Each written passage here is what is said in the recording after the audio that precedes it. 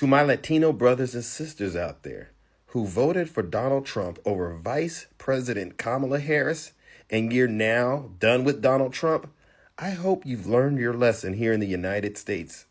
CNN has just dropped some brand new polls on Donald Trump, and it shows that his support amongst Latinos is dropping, and I do mean dropping bad. And then I want to start off with Latinos on Trump and immigration. You know, back a year ago, what did we see on the issue of immigration? Latino voters trusted Kamala Harris more than Donald Trump, but by just 2 points. 1, 2. Look now at Donald Trump's net approval rating on immigration among Latinos. He is 38 points underwater. That is a 36-point shift, essentially, from where we were a year ago on immigration. Wow. Kamala Harris and Donald Trump are basically tied on the issue of immigration. And now on the issue of immigration, Latinos despise, hate Donald Trump. 38 points underwater. In their mind, he is doing something absolutely wrong when it comes to immigration. What about the Latino vote overall? What about the Latino vote overall? All right, how do Latinos feel about Donald Trump overall? Let's take a look here. This, I think, sort of gives the game away. Yeah, oh my goodness. I mean, that is the phrase of the day. Trump's net approval rating among Latinos. In early February, again, he was just 2 points underwater. Look at where he is now. Late October, minus 34 points. 34 points underwater. A shift to 32 points over the course of this year. I should point out this is the CBS News YouGov poll, but I was looking at the average of polls. I was looking at our own poll. Very similar shift. 20, 25, 30-point shifts on the net approval rating away from Donald Trump among Latinos overall. Again, whatever Donald Trump is doing in office, in the minds of Latinos, it is not working. They have turned against him in massive, massive numbers. I was in New Jersey a couple weeks ago on election night. There, people were watching certain counties with high Latino populations very closely. What did we learn? What did we learn from the 2025 elections? I took the highest Latino percentage area in both New Jersey and Virginia. New Jersey, it was Union City. Look at this, 2024 president, 2025 governorship. There was a 52. I'm laughing because you never see any numbers like this. A 52-point shift towards Mikey Sherrill from how Kamala Harris did on the margin. Mikey Sherrill ran away with this. Kamala Harris did win that vote, but by a small margin. Mikey Sherrill did 52 points better. How about in Virginia, Manassas Park? Look at that. A 22-point shift towards Abigail Spanberger from how Kamala Harris did back in 2024. We saw huge Latino shifts in both New Jersey and Virginia. The idea of what happens to Donald Trump won't impact down ballot. If you're Republican, you believe that, that is fantasy land. What is happening to Donald Trump absolutely impacted what happened down ballot. Part of it is turnout, but part of it is persuasion. Latinos running away from Republicans, running to the Democrats. A big reversion of the mean. Latinos back in the Democratic camp in 2025 in a way they simply put we're not in 2024. And it's because of Donald John Trump. Look, a lot can change between now and next November the 20th. Now back to you, Donald Trump, and your MAGA supporters. You know there's an old saying, what goes up must come down. And look at where we're at right now. It hasn't even been a year. And you've lost a significant amount of support. And it isn't just from the Latinos. It's across the board. MAGA is literally it's in self-destruct mode right now.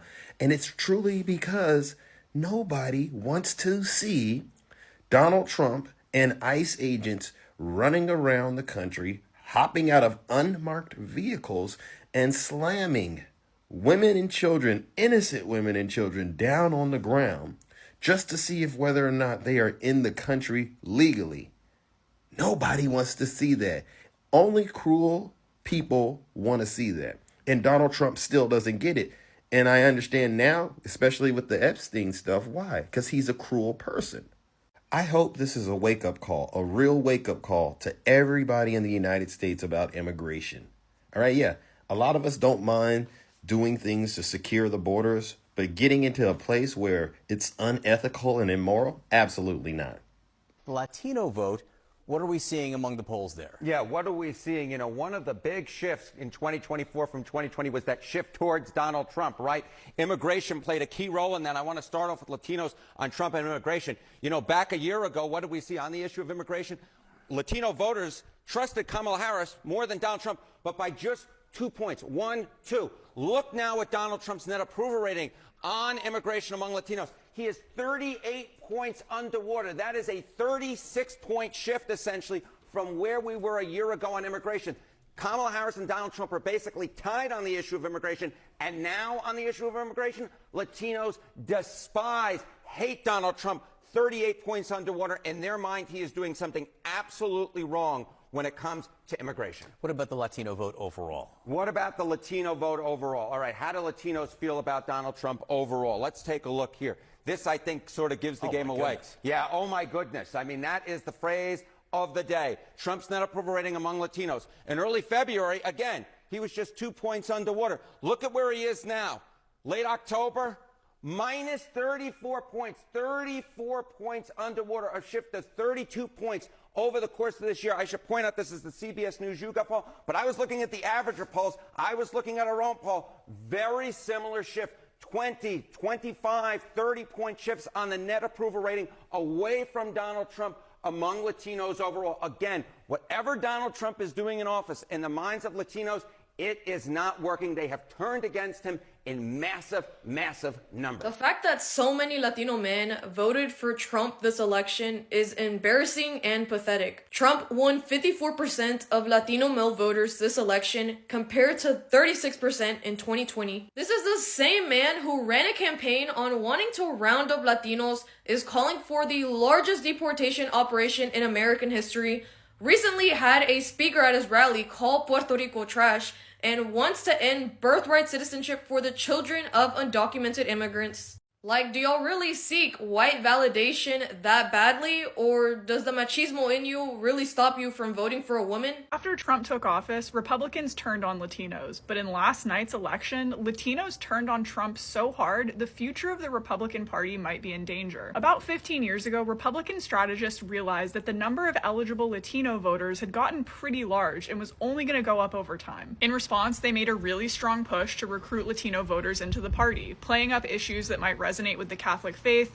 and fear-mongering about countries that many of their families may have fled from. Over time, the data showed that this was working, and a significant number of Latinos were turning to the Republican Party. And this remained true even during Trump's re-election campaign, where he promised mass deportations, but with the caveat that they would only affect the worst of the worst. Well, after months of ICE separating innocent families and racially profiling people on the streets, clearly the Latino community has had enough. In Manassas Park, Virginia, where 46% of the population is Latino, Abigail Spanberger outperformed Kamala Harris by 22 points. That wasn't a one-off. This trend was repeated across multiple different states last night. If these stats continue in this direction, this could be the biggest migration away from the Republican Party in modern history. Republicans are in a panic. They're starting to see what is happening with Latino voters in the United States. This is from before the elections. But wait, Latinos made it very clear in the recent November elections that they are not happy with what Trump is doing or what Republicans are doing all over the country. So what is happening specifically in Texas? Attorney General of Texas, this guy, Ken Paxton, is trying to shut down JOLT, which is a group that specializes in registering and mobilizing Latino voters. And now he's trying to shut them down. Why? Because clearly they can see that Latino voters are rejecting Republican policies and they're not happy with what these people are doing. If you have watched this far, I think you understand how important it is for us to recover the trust of Latino voters and help them understand that Republicans are not looking out for their best interests. So please help me amplify this information and follow me at Tono Latino. I'm going to be the one to say this and I'll take the backlash. But some people in our Latino community están pero rete pendejos. And I'm going to give you an example. There's this video of this Latino dude in North Carolina. His name is Willie. Out here crying on camera because ICE pulled up on him after he voted for Trump. I swear to God, Latino Trump voters gotta have a special mental condition going on, thinking that we're gonna get honorary whiteness just because they voted for Trump on election day. Like, bro, como te explico? Your accent is deeper than the Grand Canyon, and you really thought Trump was gonna look at you and say, oh, no, not him. He's one of the good ones. Yeah, they didn't. Instead of that, DHS rolls out Operation Charlotte's Web on November 15th, 2025. And I know what you're thinking. Charlotte's Web, isn't that the Piggy movie? Sounds friendly, right? Wrong. It's an immigration crackdown. They said they were going after the worst of the worst, the criminal illegal aliens. Same shit they always say. And Willie is shocked Pikachu face. He's like, He said he got to catch the delinquentes, criminals. Yeah, and right now he don't follow the criminals. He go to specific to Latino people. Why Latino people? Because in the last Saturday, example, behind to me, I see the white people, the black people, and some people, Indian people, and Chinese people, and me. The DSS come specific to me.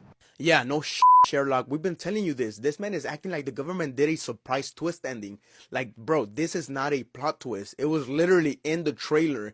And he says he regrets voting for Trump 100%. He's like, And Willie, you told me that you voted for President Trump in 2024. Do you regret that decision? ¿Te arrepientes esa decisión? Yes, 100%. Why do you regret that decision? That's because it's nothing that's true. It's not true. and honestly, I feel bad for him as a human, pero como comunidad latina, muchos están bien rete pendejos. Neta, they really thought Trump was gonna deport those other Latinos coming in. Literally, you're closing the door on the people coming after you, thinking you're the white man's favorite minority. So now I'm seeing all these videos of Mexican Americans crying about how they regret voting for Trump. And honestly, I can't feel bad for you, because when we told you this would happen, you didn't listen. When it was just theoretical, it was easy to ignore. But now that your undocumented family is at risk, now that your kids are being targeted, or the kids in your circles, now that they're coming for you, now it's a problem.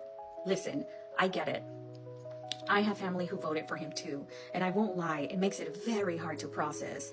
It sometimes even makes it hard to talk to them, because how am I supposed to be okay with that?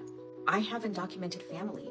I have a trans sibling. Trump's policies directly hurt people I love. So when I see our own people supporting him, it feels like a slap in the face. And I keep asking myself, why? How did this happen? This man called Mexicans rapists. He bragged about deporting families. He made racial profiling and hate cool again. And still, some of you voted for him. And now, reality is hitting. Oklahoma just passed a law requiring parents to prove citizenship to enroll their kids in school. Texas is next. Who do you think they're coming for? Not white, undocumented Europeans, Latinos. And now some of you are shocked? What did you think was gonna happen? That they'd make an exception for you? That you're somehow a good immigrant? That Trump actually cared about Latinos? Be serious. I know some of you are going to defend your stance with like, well, my family voted for him because they don't like socialism. They care about small businesses. They're conservative. They're religious. Okay. But at what cost? At the cost of our people being deported? At the cost of our kids being denied education? At the cost of our community being unsafe? And so now you're feeling the consequences and you want us to feel sorry for you. No. I'm saving my sympathy for the people who didn't vote against their own families. It's exhausting. We tried to tell you, but if you voted for Trump and regret it, sit with that, reflect on it, because the rest of us, we saw this coming. Please don't share any hate, not even towards Latinos who voted for Trump. This is just my personal view and my frustration about this entire situation. The poll dropped Tuesday morning, 38% approval, the lowest number since Trump took office again. And the moment I saw it, I thought, this isn't just a bad week. This is political capital evaporating in real time. Here's what triggered it. Two things: cost of living and the Epstein investigation. Americans are frustrated because grocery bills haven't come down. Gas prices are still high. Rent is still eating half their paycheck. They voted for change, and they're still waiting for it to show up where it matters, in their bank accounts. Then there's Epstein. Documents keep dropping. Trump's name keeps appearing in headlines. Not because there's new evidence, but because the story never dies. And when you're already frustrated about money, that background noise becomes harder to ignore. Think about what 38% actually means. It's not just unpopularity. Below 40%, you start losing control. Members of your own party begin hedging their bets. Donors make quiet phone calls. Legislative priorities stall, because nobody wants to be too closely tied to a president whose numbers are sinking. Behind closed doors, Republicans are nervous. Midterms are 18 months away. Every member in a competitive district is doing math. Can I afford to be associated with an administration whose approval is tanking? Or do I need to start building distance now? This is how political capital works. When approval is high, you have leverage. You can push your agenda. You can get things done. But when it drops, everything grinds slower. Budget votes become harder. Appointments stall. The machinery of government, which depends on cooperation, starts breaking down. And here's the fundamental problem. Cost of living isn't going to magically improve. The Fed isn't dramatically cutting rates. Supply chains are still recovering. Corporate pricing power is still strong, which means families are going to keep feeling squeezed. And as long as people feel squeezed, as long as they're choosing between groceries and gas, approval stays under pressure, because voters don't judge presidents by intentions. They judge them by results, by whether life actually got better. Right now, for a lot of Americans, it hasn't. They voted for change. They're still waiting. The clock is ticking. Midterms are coming. And the question isn't whether Trump can turn this around. The question is whether there's enough time for improvements to reach people's lives before they vote again. Because political capital, once it's gone, is almost impossible to rebuild. And right now, it's burning faster than anyone expected. Drop a comment if you're seeing prices come down in your area, or if you're still waiting for promises to become reality. Our guys in Star. Basically a ventimation the starring, as a being Masixtarian, as a natist a phrase to live around now. Hi people, welcome back to this channel. If you're turning in, please don't forget to like, comment and share. Oh my wonderful MAGA people, the Latinos that voted Donald Trump, how are you guys feeling right now? How are you guys feeling now that everything have turned against you people? How do you people see it? And funny enough, people was warned. They warned you people, they told you people, and you people now went ahead and voted Donald Trump. Now everything have turn against you people. Donald Trump administration is not favorable. What do you have to think about, or do what things that is going on in America? Donald Trump, seriously, all these your people, they are regretting it. They don't know that you treat them like this. So you that watch the whole clip or video, what do you have to think about it? Let me know your thoughts in the comment section, and don't forget to subscribe, like, comment and share. See you guys in my next video. Bye bye.